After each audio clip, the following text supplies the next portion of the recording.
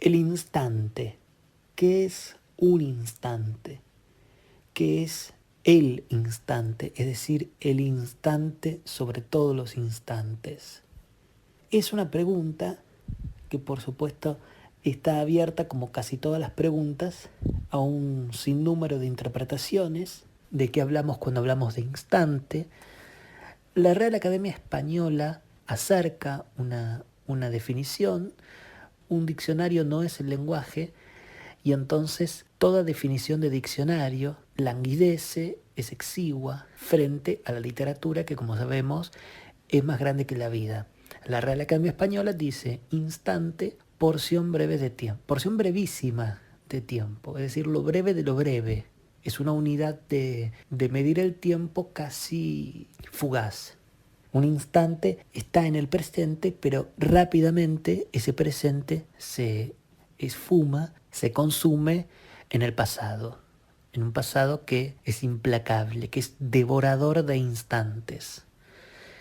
Bueno, es una definición, hay que dar definiciones, es un triste papel, pero es cierto que uno reclama muchas veces definiciones. Bueno, como sabemos, la literatura, que es más amplia que la vida, más extraordinaria, que es superior a la vida, da otro tipo de definiciones, o mejor dicho, da otro tipo de aproximación a la esencia del instante, pero como sabemos, le cuesta a la literatura encontrar definiciones.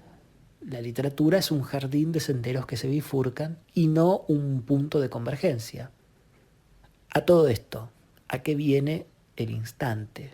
Bueno, el instante fue muy desarrollado en la literatura. Varios autores han dado historias, sensaciones, impresiones sobre el instante, de cómo el instante, un instante, puede determinar el curso de una vida, puede cambiar el curso de una vida.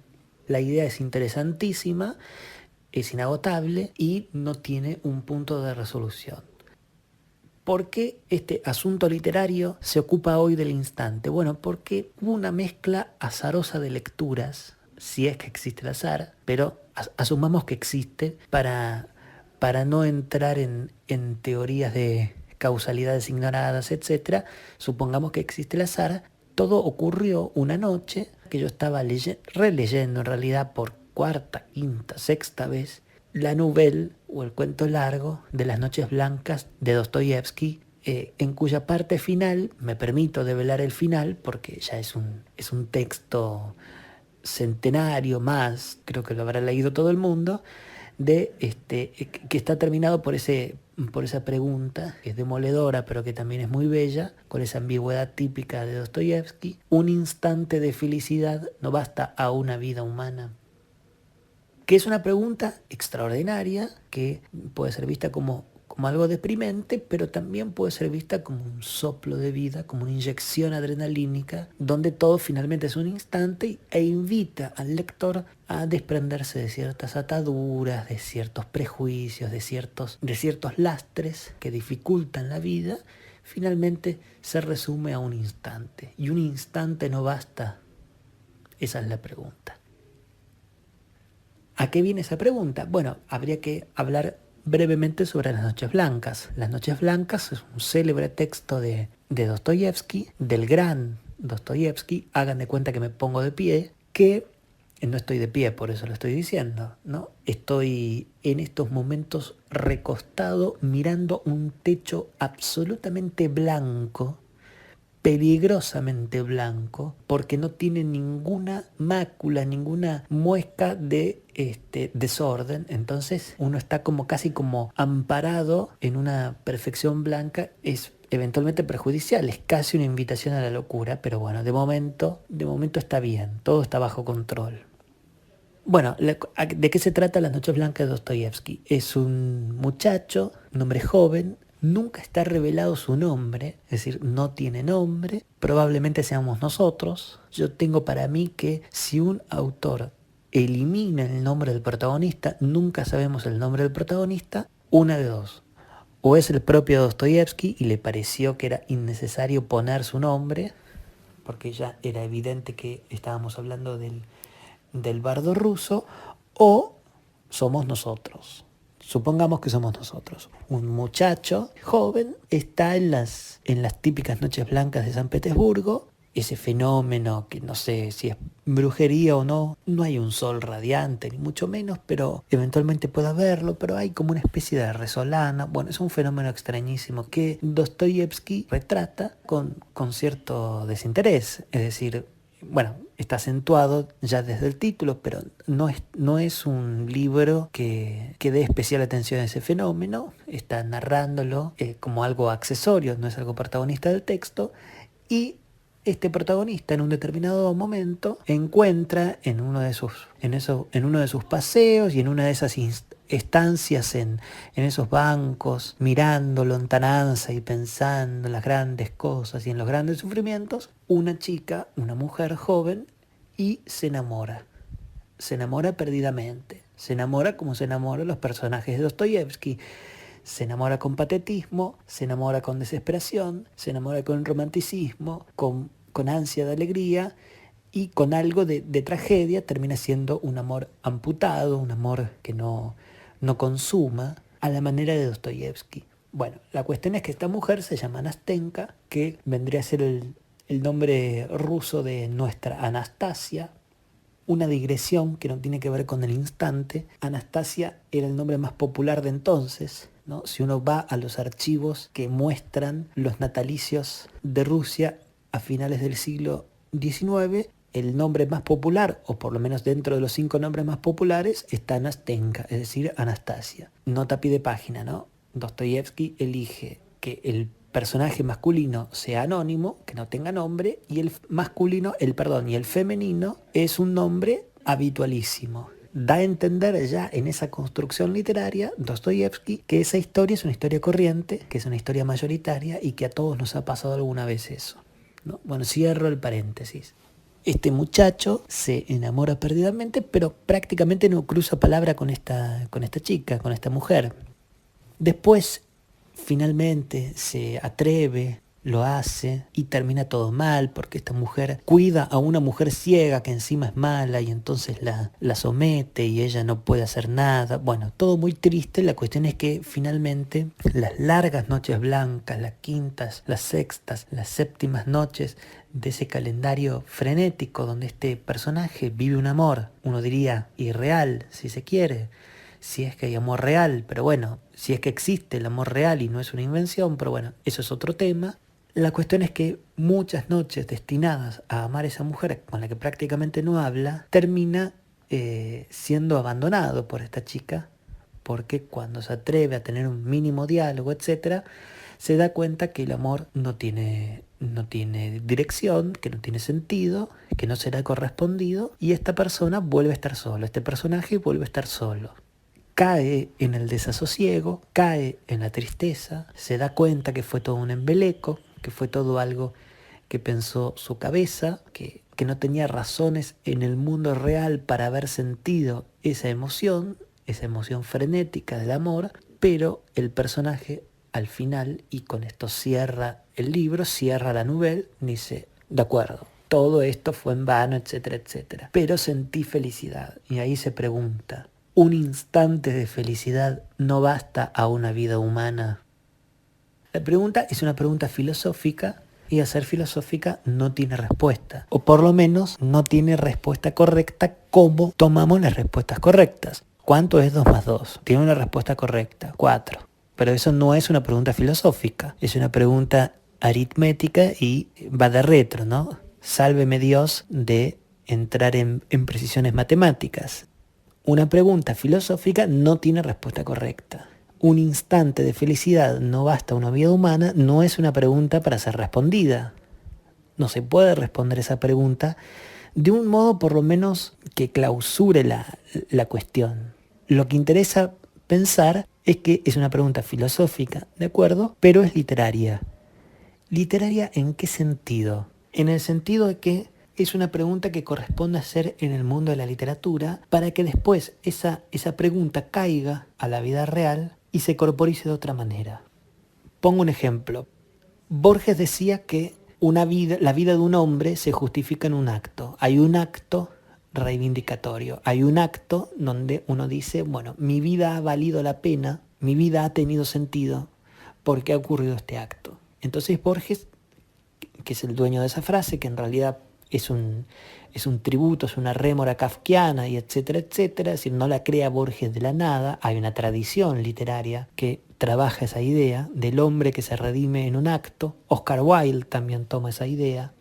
Borges decía, bueno, es una idea literaria. Como idea literaria es una idea extraordinaria. ¿Por qué? Porque, bueno, invita a un sinnúmero de textos, ¿no? Esa idea de Shakespeare también, seguimos invocando autores, ¿no? De que el cobarde muere muchas veces antes de morir y el valiente una, ¿no? Es otra vez lo mismo, ¿no? El acto que justifica la vida para siempre. Borges dice, de acuerdo, es una idea que en la literatura se sostiene, pero no en la vida, o en la vida es difícil de sostener.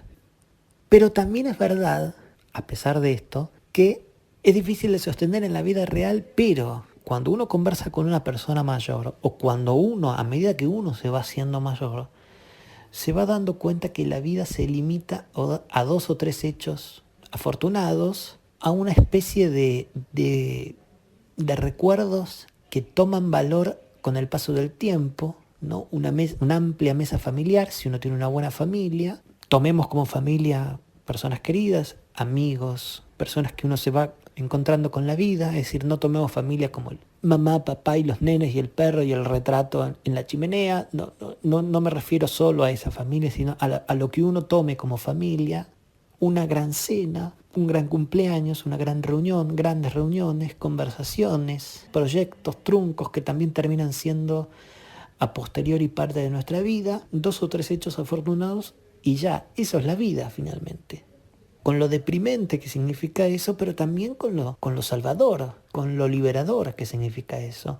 Uno se hace problema por cosas muy menores y finalmente la vida son 5 hechos, 2 reuniones que uno recuerde que se lleva para siempre y poco más, ¿no? Eso finalmente es la vida. Entonces la idea literaria de un instante de felicidad no basta para una vida humana o no basta una vida humana, es cierta, es cierto, es literatura, pero también es en parte la vida real. Todo en Dostoyevsky es ambiguo, porque Dostoyevsky hace esta pregunta para que probablemente uno reflexione de esta manera. Uno lo toma como una parte final de un texto y después se termina dando cuenta que eso sirve para la vida y que uno está en esa vida, que no es la vida que le pasa al personaje desdichado de Dostoyevsky. Uno es el personaje desdichado de Dostoyevsky y a uno le pasan esas cosas, quiera reconocerlo o no, o quiera resignarse o no. Uno no se resigna, uno quiere colmar su vida de experiencias, uno no quiere vivir para un instante, uno quiere vivir para un sinnúmero de instantes, hasta que llega un momento que uno se amiga con esa idea del instante. Bueno, vivamos ¿para qué? Para hacer 2 o 3 minutos felices y ya, con eso debería bastarnos. Ahora, ¿cómo llega Borges a todo esto? Había dicho que este asunto literario sobre el instante llega por una lectura azarosa entre Dostoyevsky y Borges. Vamos a Borges. Hay un texto de Jorge Luis Borges que es conocido porque está en el Aleph, entonces, ¿quién no leyó el Aleph? Que se llama Deutsches Requiem, ¿no? Requiem en alemán, donde Borges trabaja la idea del instante, pero es otra observación. Uno podría ser una especie de anatomista de las palabras y diseccionar cada palabra, ya no extenuándose mientras el trino del pájaro nos alienta. Hay un trino del pájaro que no sé si fue capturado por el micrófono. Borges toma otra idea del instante y decía, si uno fuese un anatomista y diseccionara la palabra, ya no en etimologías, en diccionarios, en idiomas, como cada lengua toma la palabra instante, etc. Si uno lo tomara para sí, ese desafío, y se preguntara qué es un instante, bueno, puede tener múltiples acepciones. Y Borges le da en este cuento, que aparece muchas veces la idea de instante, le da una textura muy particular. toma al instante con la definición de la Real Academia Española, ¿no? Porción brevísima de tiempo. Es decir, realmente trata de capturar Borges el instante, es decir, el momento breve, lo breve de lo breve, la fugacidad, el momento que casi se escapa como el dorado, que uno lo agarra y se va, ¿no? Como agua entre los dedos, que uno trata de agarrarla y se cae, se escurre, se esparce. El texto de Dostoyevsky es un texto que abre toda una vida que parece inasible, la toma en un instante, y por el contrario Borges toma ese mínimo momento, ese momento fugaz, y trata de desentrañarlo, ¿no? Es como si tratar de separar un átomo, ir a los neutrones, a los protones, a los electrones, ¿no? A lo mínimo.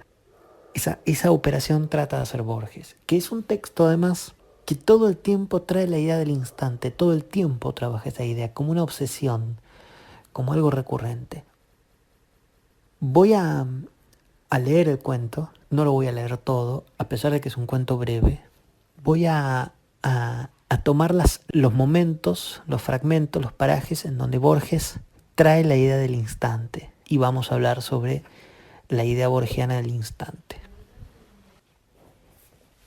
Bien, Deutsches Requiem, entonces, que está iniciado por una cita de Job: aunque él me quitare la vida, en él confiaré. Él con mayúscula, él es Dios. ¿Cómo inicia el cuento? Mi nombre es Otto Dietrich zur Linde. Uno de mis antepasados, Christoph zur Linde, murió en la carga de caballería que decidió la victoria de Zorndorf. Mi bisabuelo materno, Ulrich Forkel, fue asesinado en la foresta de Marche-Noire por francotiradores franceses en los últimos días de 1870. El capitán Dietrich zur Linde, mi padre, se distinguió en el sitio de Namur en 1914 y 2 años después en la travesía del Danubio. En cuanto a mí, seré fusilado por torturador y asesino. Me voy a detener acá, y es una digresión, porque uno podría pensar que está trayendo ya la idea de instante, ¿no? En un instante recuerda todas las generaciones reunidas en una porción brevísima de tiempo, que es la definición de la Real Academia de Tiempo. Cierto. También uno podría decir otra cosa de este inicio, que es un inicio típicamente borgiano y que es un inicio bellísimo, extraordinario, porque cuando yo les estaba leyendo mi padre se distinguió en el sitio de Namur en 1914 y 2 años después en la travesía del Danubio, allí encontramos una apostilla que no es deliberada, que es una apostilla del propio Borges, que se hace pasar por editor, la hace llamar nota del editor incluso, y es el propio Borges, y dice lo siguiente: es significativa la omisión del antepasado más ilustre del narrador, el teólogo y hebraísta Johannes Forkel. Es muy interesante esto, y esto es una digresión. Me voy a correr un poquito del guión, porque fíjense lo que hace Borges. Borges nombra 4 apellidos, 4 nombres. Otto Dietrich zur Linde, 1. Christoph zur Linde, 2. Ulrich Forkel, 3. Y su padre, el capitán Dietrich zur Linde, 4. Y olvida o decide olvidar el 5.º nombre del teólogo y hebraísta Johannes Forkel. ¿Por qué lo omite? Por hebraísta, es decir, por estudioso de la lengua y de la cultura hebrea. ¿Qué está diciendo de ese momento? Está diciéndonos de un modo subrepticio, está diciéndonos de un modo velado, que está eliminando de ese linaje a un judío, o probablemente judío. ¿Por qué lo elimina? Lo elimina porque es inconveniente recordar un antepasado judío. Esto nos remite a la malvada, la injusta, la sanguinaria, la desquiciada purificación aria, ¿no? La superioridad del nuevo hombre del nazismo, que pretendía por lo menos 5 generaciones de de personas que no tuvieran en su genealogía, que no tuvieran en su árbol genealógico un antepasado judío. Entonces, Borges nos está diciendo, omitiendo ese nombre judío, ese nombre hebreo, que el protagonista perteneció o pertenece al nazismo y que omite de su biografía, de su genealogía, ese nombre judío porque sería reconocer que es lejanamente judío, según la norma nazi de la pureza étnica, de la superioridad aria. Es decir, que en ese comienzo son 7 renglones, literalmente 7 renglones, Borges nos está contando todo el cuento, ¿no? Esa es la extraordinaria, la magistral manera de Borges de escribir, ¿no? En 7 renglones está enterrado todo el cuento.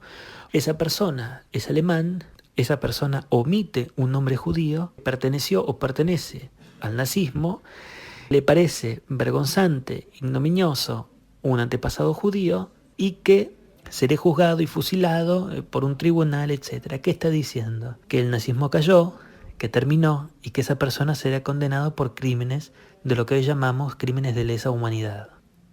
Esta es una postilla que hago. Nosotros estamos hablando del instante, no estamos hablando sobre el judaísmo ni el nazismo, pero es una digresión para contemplar la maravillosa mano de Borges y cómo es un genio y cómo en 7 renglones está resumido, solo que de un modo velado, no está exhibido, no está expuesto, pero en 7 renglones uno sabe de qué va a tratar el cuento. Bueno, esta es una celebración de Borges donde quiera que esté el maestro, a pesar de que no le gustaba que le digan maestro, pero nosotros lo decimos porque somos díscolos, porque no tomamos todas las órdenes, algunas podemos rechazarlas. Bien, pero volviendo al tema del instante, ahí tenemos un instante. En un instante, toda la genealogía, Surlinde y Forkel está resumida en un instante. Bien, el cuento sigue, ¿no? En cuanto a mí seré fusilado por torturador y asesino, el tribunal ha procedido con rectitud. Desde el principio yo me he declarado culpable. Mañana, cuando el reloj de la prisión dé las 9, yo habré entrado en la muerte. Es natural que piense en mis mayores, ya que tan cerca estoy de su sombra, ya que de algún modo soy ellos. Ahí aparece otra vez la idea de instante, como es una vida que está pronta a agotarse, que está pronta a terminarse, que está cerca de su final. Esa persona se une en ese instante, está uniéndose a la larga genealogía muerta de sus mayores, de sus familiares, y entonces en ese instante esa persona que está a punto de morir se convierte en todos sus muertos. Bueno, después sigue durante el juicio, no voy a leerlo todo, ¿no? Porque no se trata de diseccionar el cuento, es trabajar las ideas, en los momentos donde está presente la idea de instante, ¿no? No pretendo ser perdonado porque no hay culpa en mí, pero quiero ser comprendido. Y dice, yo sé que casos como el mío, excepcionales y asombrosos ahora, serán muy en breve triviales. Mañana moriré, pero soy un símbolo de las generaciones del porvenir. Otra vez el instante. Lo que ahora es excepcional y asombroso, muy en breve, recordemos la definición de instante de la Real Academia Española, porción brevísima de tiempo. Lo que hoy es extraordinario, lo que hoy es excepcional, asombroso, lo que hoy nos duele, dentro de muy poco, en un tiempo muy breve, será trivial, extraordinario. Pensemos en la guerra de Ucrania, pensemos en las guerras que hemos vivido. El primer día nos parece excepcional, nos parece que estamos viviendo una pesadilla. ¿Cómo puede ser que en el siglo XXI todavía haya ejércitos y desfiles militares y demás aberraciones? Y sin embargo ya al segundo o al tercer día termina siendo casi una noticia más abigarrada en el mar de noticias con que nos bombardean todos los días los medios de comunicación. No es una crítica a los medios de comunicación, trabajan de dar noticias. Queda en uno consumirlas o no, pero digo, en esa lógica todo termina siendo fagocitado por todo. Entonces lo que hoy nos parece extraordinario es cuestión de tiempo, y de tiempo muy breve. Ya no hablamos de años, no hablamos de centurias, no hablamos de décadas, no hablamos de lustros, no hablamos de nada, hablamos de instantes. En un momento muy breve será trivial. Otra vez la idea del instante que gobierna este cuento. Bueno, después da detalles que nació en 1908, que ha tenido 2 pasiones ahora olvidadas, que le permiten afrontar el momento fatídico de su muerte, que son la música y la metafísica. No puedo mencionar a todos mis bienhechores, pero hay 2 nombres que no me resigno a omitir, el de Brahms y el de Schopenhauer. Bueno, nos cuenta que frecuentó la poesía y que ha sido conmovido por otro vasto nombre germánico, habla de William Shakespeare. Yo, que soy abominable y que pertenezco al nazismo, me he conmovido con ellos. Sigue el cuento y sigue otra vez como una obsesión la idea del instante. Dice el soldado: aseveran los teólogos que si la atención del Señor se desviara un solo segundo de mi derecha mano que escribe, ésta recaería en la nada, como si la fulminara un fuego sin luz. Nadie puede ser, digo yo, nadie puede probar una copa de agua o partir un trozo de pan sin justificación. Para cada hombre, esa justificación es distinta. Yo esperaba la guerra inexorable que probaría nuestra fe. Otra vez la idea de segundo, la idea de instante, la idea de tiempo breve. Aseveran los teólogos que si la atención del Señor se desviara un solo segundo de mi derecha mano que escribe, ésta recaería en la nada. Sigue el texto todavía ahondando en esta idea. Releí que todos los hechos que pueden ocurrirle a un hombre desde el instante de su nacimiento hasta el de su muerte han sido prefijados por él. Es decir, que todo instante, todo hecho, por mínimo que fuere o por mínimo que pareciera, está creado o fue creado por voluntad nuestra. Así, continúa, toda negligencia es deliberada, todo casual encuentro, una cita, toda humillación, una penitencia, todo fracaso, una misteriosa victoria, toda muerte, un suicidio. Dado que todo instante es voluntad nuestra, la muerte, como ha sido una voluntad nuestra, se convierte en un suicidio. Y termina diciendo: morir por una religión es más simple que vivirla con plenitud. Otra vez continúa con la idea de instante. Batallar en Éfeso contra las fieras es menos duro que ser Pablo, siervo de Jesucristo. Un acto es menos que todas las horas de un hombre. Un acto, uno diría ahí un instante, es menos que todas las horas de un hombre. Vuelve la idea de Dostoyevsky, ¿no? Del instante, que si bien un instante de felicidad no basta una vida humana, uno puede censurarla diciendo, bueno, una vida es un sinnúmero de instantes, de acuerdo, pero finalmente un instante es menos que todas las horas de un hombre y es finalmente lo que termina recordando. Nadie recuerda todas las horas vividas, nadie recuerda todo lo vivido, recuerda un instante, dice Borges. Y Dostoyevsky agregaría, un instante no basta a una vida humana. Después el personaje continúa hablando sobre algunos menesteres que le fueron consignados como soldado nazi. Habla sobre un hombre que está en duda si es un individuo o es una serie de individuos. Estamos hablando de David Jerusalén. Y acá Borges otra vez vuelve a insistir sobre la idea de instante. Y es muy interesante lo que hace, y muy polémico para algún tipo de lector. Porque este soldado nazi empieza a decir que bueno, estuvo en una batalla, en esto, en lo otro, que sus camaradas eran gente probablemente estúpida, pero que estaban creando una religión, un nuevo orden, ¿no? Entonces un nuevo mundo requiere de nuevos hombres, entonces la idea nazi del hombre nuevo era necesaria y estaban justificando esa religión que ellos mismos estaban creando, etcétera, etcétera, y entre tanto tenía que torturar y asesinar judíos. Uno de ellos, David Jerusalén. Y este hombre Era, bueno, un hombre de la cultura, un hombre delicioso, y este soldado nazi, que es el quien está narrando el cuento, tiene que torturarlo y tiene que darle muerte. Uno se conmueve por el destino trágico de David Jerusalén, y este soldado confiesa en el cuento que se siente desdichado, que hubiera no querido hacerlo, pero que finalmente no hay culpa en él porque no está decidido. Se habían forjado una religión y estaba viviendo los sinsabores que toda religión tiene. Y acá Borges escribe lo siguiente, que es polémico y extraordinario, polémico para un tipo de lector.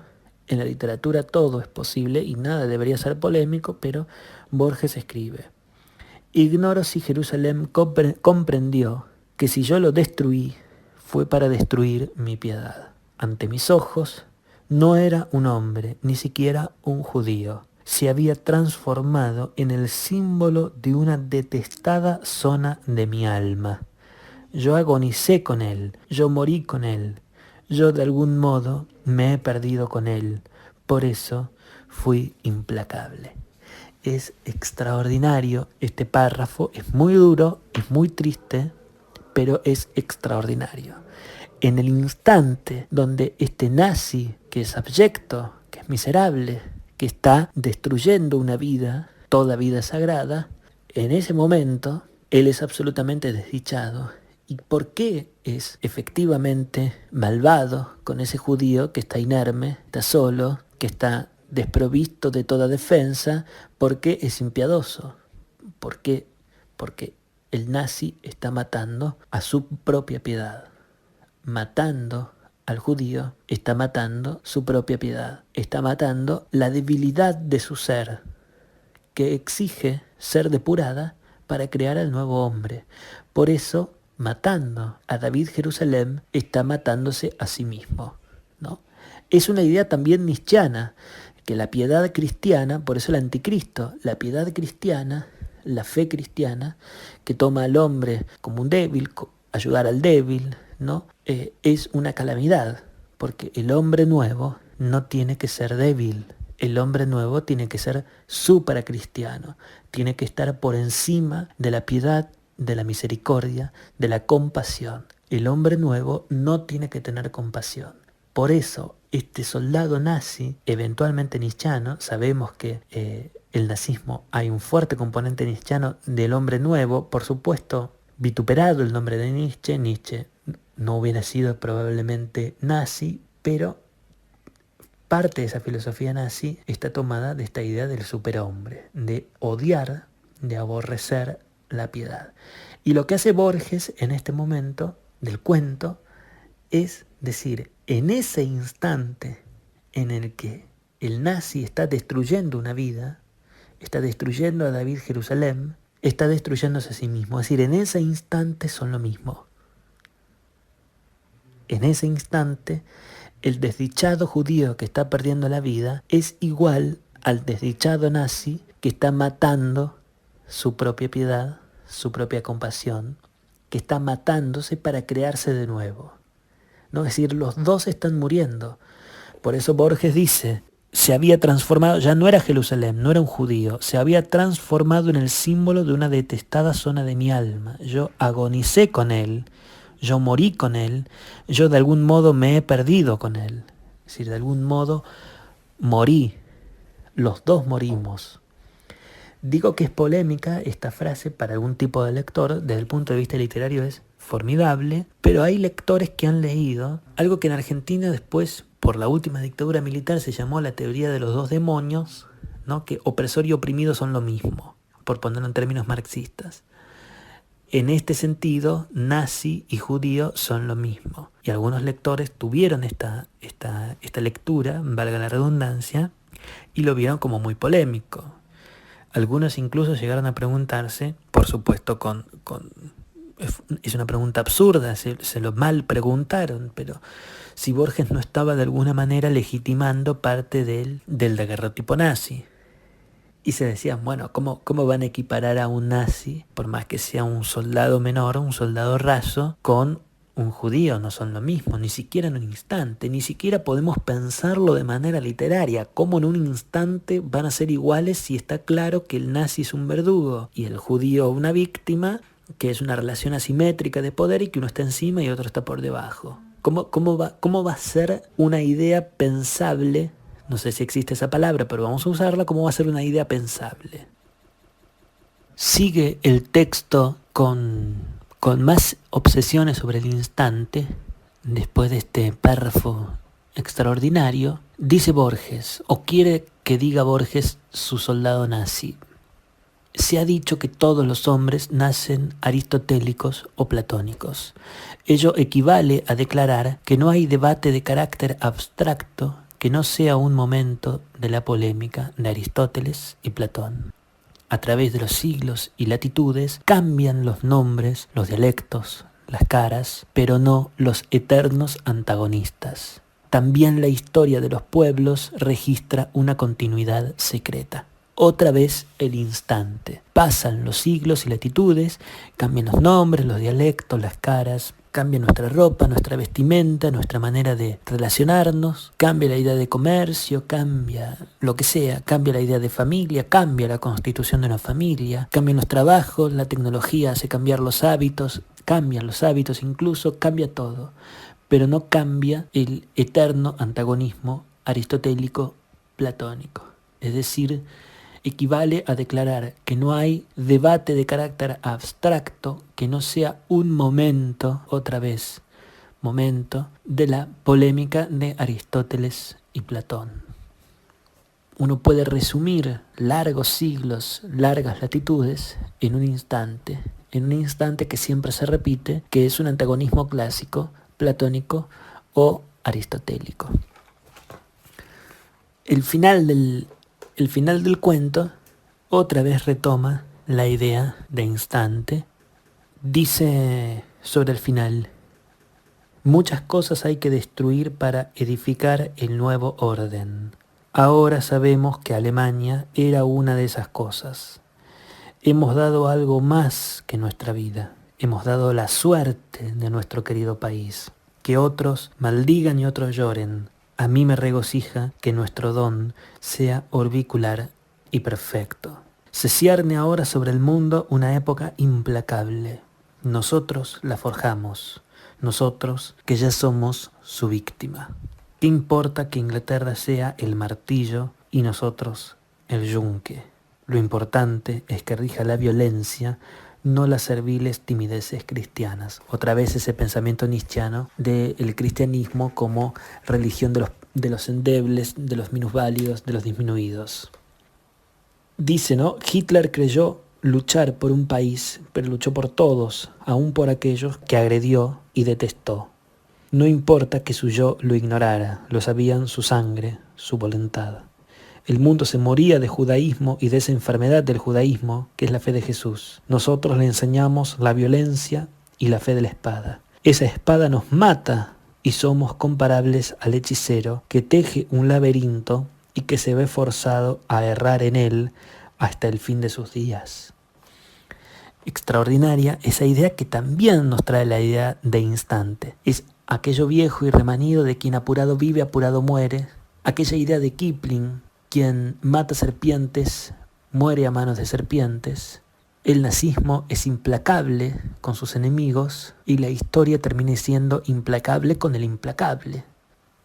La barbarie, la brutalidad del nazismo fue necesaria para implorar la paz, la democracia, la dignidad, el respeto por todas las culturas. Entonces, el propio nazismo termina siendo el responsable de una nueva Alemania. Y esa nueva Alemania es la que es implacable con los nazis. Ahí está la idea del instante, otra vez, que Borges toma sobre el final. Se cierne ahora sobre el mundo una época implacable. Nosotros la forjamos, nosotros que ya somos su víctima. ¿Qué es la vida de un hombre sino un instante en el ancho milenario? Esos hombres que creyeron forjar al hombre nuevo, que pretendieron instaurar un nuevo orden, ese nuevo orden fue erigido, pero no como ellos pretendían. Ese nuevo orden los mata. Fue necesario que esa idea primera fuera llevada al extremo para que naciera finalmente ese nuevo hombre. ¿Qué es la vida de un hombre en el ancho milenario sino un instante? El cuento es bellísimo, es terrible, es crudo, es duro. Confieso, siempre está mal hablar de uno en estas cosas, pero ¿por qué no hacerlo también, no?